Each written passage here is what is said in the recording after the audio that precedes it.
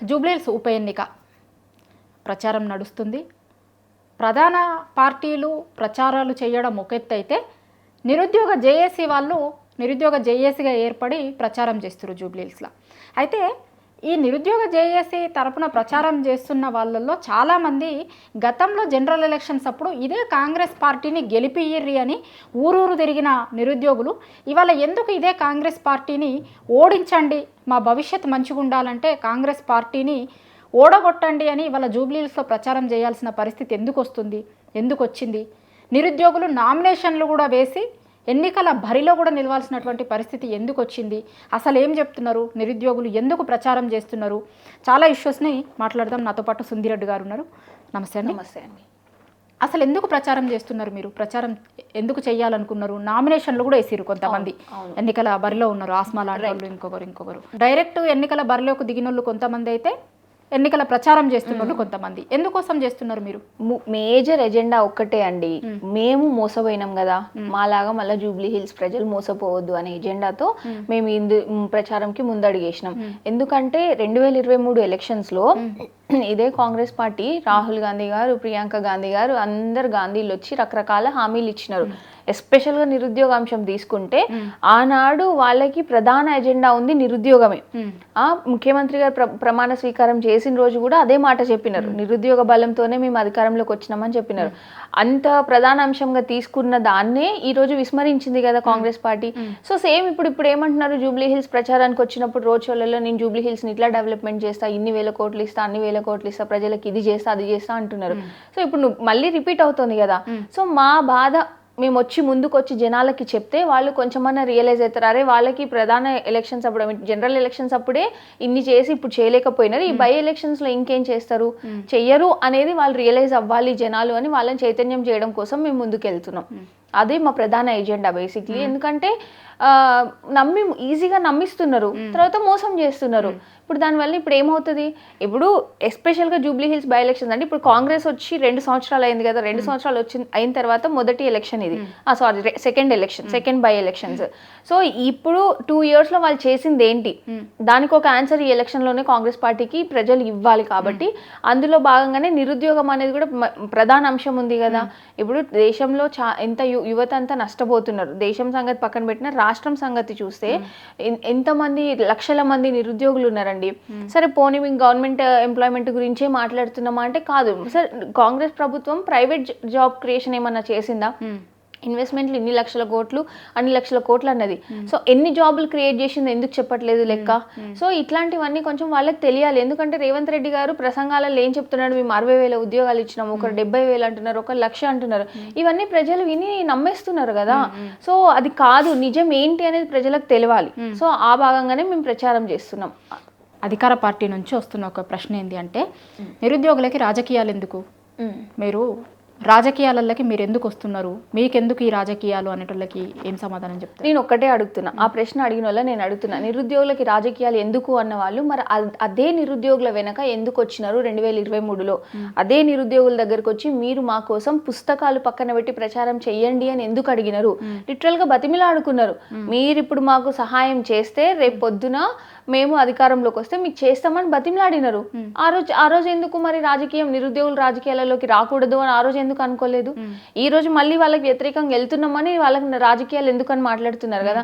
అయినా రాజకీయాలు ఎందుకు అనే ప్రశ్న ఎందుకండి? ఇప్పుడు దేశంలో ఎవరున్నా కానీ ఎవరైనా రావచ్చు కదా పాలిటిక్స్ కి. పెద్ద పెద్ద లీడర్లు అందరూ పెద్ద పెద్ద మాటలు చెప్తారు, ఏంటి యువత రాజకీయాల్లోకి రావాలి, ఉమెన్ రిప్రజెంటేషన్ పెరగాలి రాజకీయాల్లో. రీసెంట్గా ఉమెన్ రిప్రజెంటేషన్ బిల్ 33% రిజర్వేషన్ కూడా ఇంప్లిమెంట్ చేస్తామన్నారు కదా నెక్స్ట్ ఎలక్షన్స్ నుంచి. ఇవన్నీ ఇచ్చినప్పుడు మరి యువత రాజకీయాల్లోకి వస్తే తప్పేంటి అంట, నేను ఎందుకు రాకూడదు అంట. ఇప్పుడు డైరెక్ట్ రాజకీయాల్లో కూడా మేము రాలేదు, మాకున్న బాధని మేము చెప్పుతూ ఇప్పుడు ప్రభుత్వాన్ని ఎట్లా నిలదీయాలి, ఏ రకంగా నిలదీయాలి, ఎట్లా క్వశ్చన్ చేయాలి. మేము ధర్నాలు చేసినాం, పట్టించుకోలే. మేము బోలెడ్ ప్రెస్ మీట్లు పెట్టి చెప్పినాం మా బాధలు ఇవున్నాయని, పట్టించుకోలే. మేము మంత్రుల్ని కలిసినాం, పట్టించుకోలే. ఇంకా ఎట్లా చెప్పాలి మా బాధ ఇది? ఇప్పుడు ఎవరు అడగంది అమ్మ కూడా అన్నం పెట్టదు అంటారు కదా. అదే వేళ మాకుంది ఈ సమస్య, మీరు తీర్చండి అని చెప్పాలి. ఏ రకంగా చెప్తాం? వెళ్ళి డైరెక్ట్గా సీఎం గారిని కలవలేము.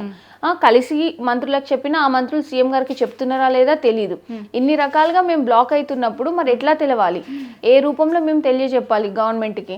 సో ఖచ్చితంగా మేము ఈ వే చూస్ చేసుకున్నాం ఇప్పుడు నిలదీయడానికి. మాకు జరిగింది మీకు కూడా జరగదు, జూబ్లీ హిల్స్ ఓటర్స్కి జరగొద్దు, మోసపోవద్దు వాళ్ళు. అందుకనే మేము ఇట్లా ప్రచారం చేస్తే మా బాధ బయటకు వస్తుంది, జనాల్లోకి వెళ్తుంది. వీళ్ళు చెప్పిన అన్ని అబద్ధాలు అని కూడా జనాలు తెలుసుకోవాలి. ఎన్ని రోజులు అబద్ధాలు చెప్పి ప్రజల్ని మోసం చేస్తుంది ప్రభుత్వం? సో అది కొంచెం వాళ్ళకి తెలియాలన్న ఉద్దేశంతోనే మేము బయటకు వెళ్ళి చెప్తున్నాం. 2 ఏండ్ల ముందు కాంగ్రెస్ కోసం ప్రచారం చేసి మీరే ఊరూరు తిరిగి కొంతమంది నిరుద్యోగులు వాళ్ళ అమ్మలయ్యి కాళ్ళు మొక్కి మరి మా భవిష్యత్ మంచిగా ఉండాలంటే మీరు కాంగ్రెస్ పార్టీకి ఓటెయ్యిరి అని చెప్పారు. ఒక్క 2 ఏండ్లలోనే మళ్ళా అదే నిరుద్యోగులు అదే అమ్మల దగ్గరికి పోయి కాళ్ళు మొక్కి కాంగ్రెస్ పార్టీకి ఓటెయ్యకండి అని చెప్పే పరిస్థితి ఎందుకు వచ్చింది? అంటే గవర్నమెంట్ నిరుద్యోగుల కోసం చేసింది శూన్యం. సరే చెయ్యకపోతే మాకు ఈ కారణాల వల్ల మేము చేయలేదు అని ఆ రకరకాల సాకులు చెప్తూనే వస్తున్నారు. అది ఒక ఎత్తు అయితే, ఇంకా ఏమంటున్నారు, అబద్ధాలు చెప్తున్నారు. నిరుద్యోగుల అంశం మీద అడ్డమైన అబద్ధాలు చెప్తున్నారు కదా. ఏమంటారు, ఇట్లా రకరకాల 1,000 ఉద్యోగాలు ఇచ్చినామని ఒక్కొక్కరు ఒక్కొక్క మాట చెప్తారు. అది కాక ఇంకేమంటారు, నిరుద్యోగులకు ఏం పని పాట లేక ధర్నాలు చేస్తున్నారు, నిరుద్యోగులు ముదురు బెండకాయలు అడ్డగోలుగా సీఎం మాట్లాడుతున్నప్పుడు ఎందుకు చెప్పకూడదు, మేము ఎందుకు మాట్లాడకూడదు దాని గురించి? దానికోసమనే మేము ముందుకు వచ్చినాం కదా. ఇప్పుడు 2 సంవత్సరాలలోనే, అంటే 2023 ఎలక్షన్స్ నాడు మేము అధికారంలోకి వచ్చి రాగానే మీకు చేస్తామని హామీ ఇచ్చింది వాళ్ళే కదా. ఆ రోజు ప్రధాన అంశం ఉన్నప్పుడు ఫస్ట్ ఎవరైనా అధికారంలోకి రాగానే అరే మనకు స్టేట్ లో ఉన్న ప్రధాన అంశం ఏంటి అని చూసి దానికి పని చేయాలి కదా. మీ అసలు ప్రభుత్వం సైడ్ నుంచి ఏం చేసిండ్రు, ఇప్పటి వరకు నిరుద్యోగులకు సంబంధించి ఏం చేసిరో కాంగ్రెస్ నాయకులే చెప్పాలి. ఎందుకంటే మళ్ళీ చెప్తారు ఏమని, మేము జాబ్ క్యాలెండర్ ఇచ్చినామంటారు. మీరు ఇచ్చిండ్రు జాబ్ క్యాలెండర్, దాంట్లో ఉన్న నోటిఫికేషన్ ఇచ్చిండ్రా? దాంట్లో మీరు మెన్షన్ చేసిన నోటిఫికేషన్స్ ఇస్తేనే కదా జాబ్ క్యాలెండర్ కి శాంక్టిటీ, దానికి ఒక అర్థం ఉంటది. మీరు ఉట్టిగా పత్రికలలో వచ్చే యాడ్స్ కోసము జాబ్ క్యాలెండర్ రిలీజ్ చేస్తే అవ్వదు కదా. ఎందుకంటే ఇయర్ ఆన్ ఇయర్ అండి, ఇప్పుడు 2 years అయిపోయింది ఆల్రెడీ. 2023 వరకు మేము ఏం చేసినాం, 1,00,000 ఉద్యోగాలు ఇచ్చిన బీఆర్ఎస్ నే మేము వద్దనుకున్నాం కదా. వద్దనుకొని మీరు 2 లక్షలు ఇస్తా అంటే వీళ్ళ వైపు మొగ్గినాం కదా. అయినా మీరు ఇవ్వకపోతే మేము ఎవరు అడుగుతారు మరి? ఎవరు అడగాలి మా తరపున? ఇంకెవరు వచ్చి అడగాలి? అందుకోసమనే మేము ముందుకు వచ్చినాం. అంటే మీరు ఏమి ఇవ్వలేదు అంటున్నారు. అవును, కానీ 60,000 ఉద్యోగాలు ఇచ్చినాము అంటున్నారు కదా. వాళ్ళు 60,000 ఉద్యోగాలు ఇచ్చినాము అనేది తెలంగాణలో కాదు చెప్పుడు, బీహార్లో కూడా. ఇప్పుడు బీహార్ ఎన్నికలు ఉన్నాయి జూబ్లీహిల్స్తో పాటు. బీహార్లో కూడా వాళ్ళు ఎన్నికల ప్రచారంలో చెప్తున్నారు, పేపర్లలో అడ్వర్టైజ్మెంట్స్ ఇచ్చిర్రు, అన్ని ఇచ్చిర్రు, 60,000 ఇచ్చినాము అని చెప్తున్నారు కదా వాళ్ళు. మరి లేదండి, 100% అది అబద్ధం. మేము చాలా సార్లు మా సైడ్ నుంచి మేము ఒక డిమాండ్ పెట్టినాం, కానీ ప్రభుత్వం ఆ డిమాండ్ యాక్సెప్ట్ చేయలేదు. ఏంటి అంటే వైట్ పేపర్ రిలీజ్ చేయాలి, చేస్తే తెలిసిపోతుంది కదా. ఇప్పుడు మీరు చెప్పింది అబద్ధం అని మేము అంటున్నాం, దానికంటూ మేము మాట్లాడేది అబద్ధం అని వాళ్ళు అంటున్నారు. సో దీనికి ఒక క్లారిటీ రావాలంటే మీరు అఫీషియల్ గా రిలీజ్ చేయండి, ఏ నోటిఫికేషన్ ఏ డేట్ నాడు వచ్చింది, దానికి మేము ఎప్పుడు నియామక పత్రాలు ఇచ్చినాం, చేస్తే మొత్తం క్లియర్ అయిపోతుంది కదా. మేము కూడా అప్పుడు రోడ్ల మీదకి రావాల్సిన పరిస్థితి ఉండదు కదా, ప్రభుత్వానికి యాంటీగా పోవాల్సిన అవసరం ఉండదు కదా. మమ్మల్ని రోడ్ల మీదకి వచ్చేలాగా చేస్తుందే ప్రభుత్వం, వాళ్ళని కరెక్ట్ గా చేస్తే మేము ఇట్లెందుకు చేస్తాము?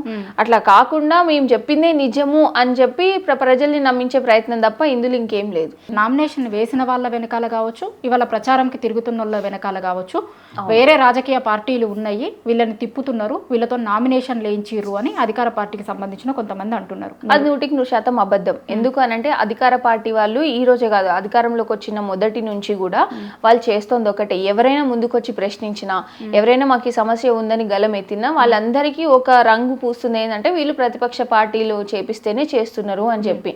ప్రతిపక్ష పార్టీలు చేయడానికి ఇక్కడ ఉన్న వాళ్ళందరూ అన్ఎడ్యుకేటెడ్ కాదు కదా, అందరూ ఎడ్యుకేటెడే కదా. ఏది నిజం ఏది అబద్ధం అని తెలుసు కదా. మరి ఇదే నేనేమంటున్నా అంటే, కరెక్ట్, మీరు చెప్పేదే నిజం కదా, మరి మీరెందుకు అశోక్ నగర్లో వచ్చి ధైర్యంగా మాట్లాడలేకపోతున్నారు? వచ్చిన ఒక్క అద్దంకి దయాకర్ గారు కూడా మళ్ళీ తోక ముడుచుకొని పోయినాడు కదా, మరి ఎందుకు మాట్లాడలేకపోతున్నారు? మాట్లాడాలి కదా, మీరు చెప్పింది నిజం కదా, అది చెప్తలేరు మీరు. అట్లాంటప్పుడు ఇంకేం చేస్తారు చెప్పండి నిరుద్యోగులు? జూబ్లీహిల్స్ ఓటర్కి ఏం చెప్పదలుచుకున్నారు మీరు నిరుద్యోగులుగా?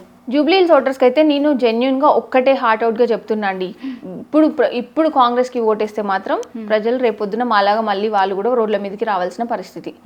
ఖచ్చితంగా కాంగ్రెస్ మోసం చేస్తుంది, మిమ్మల్ని నమ్మించి మోసం చేస్తుంది. మనకి ఇప్పుడు కాంగ్రెస్ మాటలు వింటుంటే చాలా తీయగా అనిపిస్తాయి, కానీ రేపొద్దున వాళ్ళు ఇక్కడ గెలిచిన తర్వాత ఎవ్వరు కూడా పట్టించుకోరు. అండ్ మోర్ ఆఫ్ ఇక్కడ చూస్తే నేను ప్రచారంకి వెళ్ళిన దాంట్లో గమనించింది ఏంటంటే, బెదిరిస్తున్నారు కాంగ్రెస్ నాయకులు.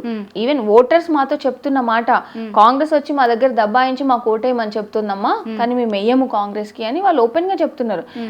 మేము వెళ్ళి చెప్పేది ఏంటి, మాకు కాంగ్రెస్ కోటేయకండి అమ్మా, మీ ఇట్లా కోటేస్తే మాకులాగా రేపు పొద్దున మీ పరిస్థితి ఇట్లా అవుతుంది కాబట్టి మీరు ఓటేయకండి అని మేము చెప్తూ వచ్చినప్పుడు వాళ్ళు మేము అడగట్లే ఏ పార్టీకి వేస్తున్నారని మేము అడగట్లే, వాళ్ళంతటా వాళ్ళే వీళ్ళు ఇట్లా చేస్తారు అట్లా చేస్తారు, కాంగ్రెస్ వాళ్ళు బెదిరిస్తున్నారు అందుకనే మేము సరే అంటున్నాం కానీ మేము వాళ్ళకి ఓటేయము అని ఓపెన్ గా చెప్తున్నారు. అంటే ఇప్పటికే ప్రజల్లో కొంచెం భయం అనేది స్టార్ట్ అయింది. ఎందుకంటే అక్కడ ఉన్న అభ్యర్థి అట్లాంటి అతను. నిన్నటికి నిన్న మేము ప్రచారంకి పోతే అసలు కాంగ్రెస్ పార్టీ అండ చూసుకొని నాయకులు మా మీదకి రెచ్చిపోయి దాడి చేసినారు. అంటే అది లైవ్ ఎగ్జాంపుల్ కాదా జూబ్లీ హిల్స్ ప్రజలకి? ఈ రోజు మాకు వచ్చిందేమో పరిస్థితి, రేపు జూబ్లీ హిల్స్ ప్రజలకు కూడా అదే పరిస్థితి వస్తుంది కదా. అందుకనే నేను జూబ్లీ హిల్స్ ప్రజలకు చెప్తున్నా, ఇట్లాంటి ఇన్సిడెంట్స్ మీరు చూసి కొంచెం ఓటేసే ముందు ఆలోచించుకోండి. మీరు ఓటేస్తే మాత్రం రేపు చాలా ఇబ్బందులు పడాల్సి వస్తుంది. ఎందుకంటే మొత్తం గూండా రాజా అయిపోతుంది తెలంగాణ అంతా, బెదిరింపుల పాలనే నడుస్తుంది తప్ప ప్రజాపాలన లేదు. కాబట్టి వాళ్ళు ఆలోచించి ఓటేస్తే సంతోషంగా ఉంటారు.